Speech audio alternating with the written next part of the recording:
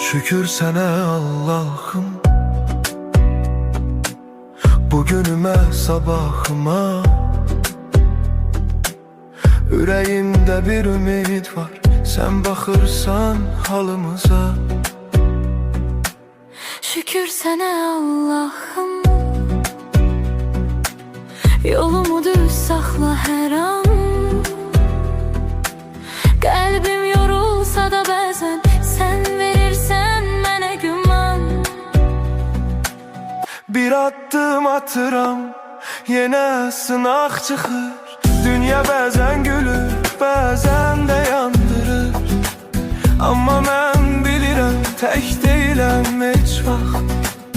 Sənin adın var içimdə, mənə yetər bu haqq. Evimə bərəkət, canıma səhət, qəlbimə təmizlik, dilimə məhəbbət. Hər kəs öz payını halal qazansın, Allahın nuru ilə qaranlıq dağılsın.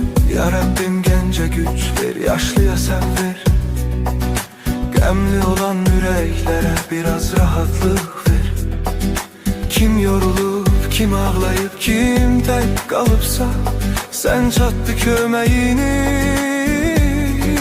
gecikmə Allah.